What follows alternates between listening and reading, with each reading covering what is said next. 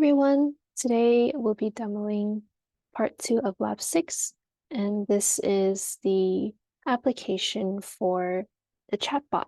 We also built our application on Streamlit since it was working for the previous lab, and we decided to use that as well. Then instead of OpenAI, we're going to try GPT-2, and when that didn't work, we decided to go with Hugging Face. So yeah, I'll just explain the code really quickly. This is the app.py for the Streamlit to run. So this was our first attempt where we tried to get text and image information from the PDF.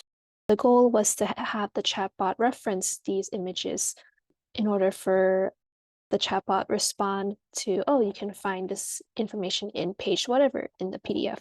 Unfortunately, that didn't quite work out, so we do just have an image folder in our submission. We could ignore that for now, but the text output is still important for us in order to answer the questions that the user is asking.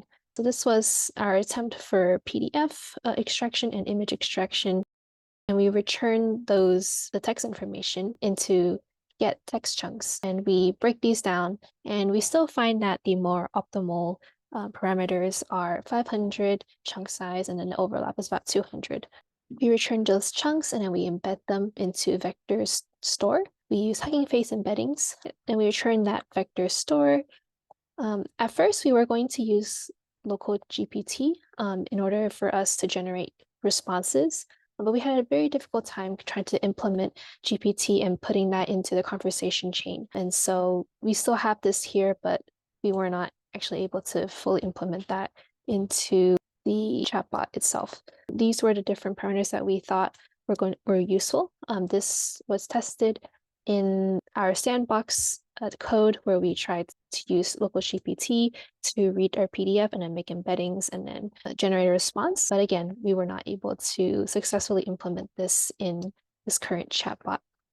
Instead, we use Hugging Face. Specifically, we use the Cypher Z7 beta. That's the repo ID. And we tried out different parameters as well, playing around with them. And we store the conversation, chat history. Then we handle the user's input and output. We noticed when we were trying the chatbot response that it would print out everything, including the conversation history. So we had to cut that down.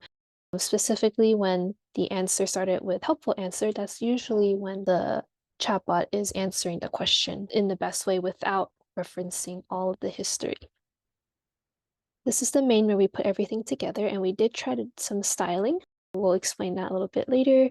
Yeah, we upload the documents. There's a process for that, and we do all of the code that we mentioned before in order, which is getting the text chunks, and putting these chunks into vector store, and then putting that into the conversation chain.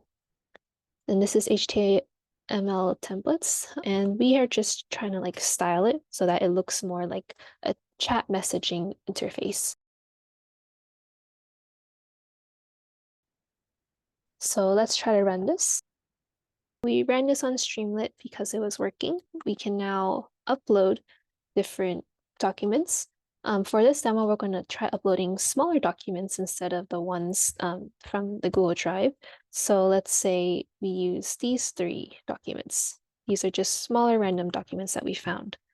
We can upload multiple of them at the same time. We can process them. We decided to use these documents because they were just faster, so that we can test the chatbot abilities to respond well. You can also use the bigger cookbook document, but for the sake of time, we're going to be using these smaller documents. Okay, now that that is done processing, we can ask it some questions regarding these 3 PDFs. So I'm going to ask, what are large language models?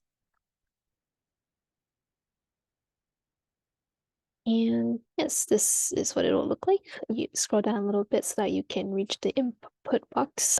We're glad that we were able to reduce the chatbot message to be this small because the previous answer, like it was pretty much everything, all the chat history. We can ask another question. And again, just scroll down to get to the input message. as we can see, can answer these two questions regarding large language models and natural language processing as our documents. We can ask third question. So unfortunately, the social network question wasn't really answered very well.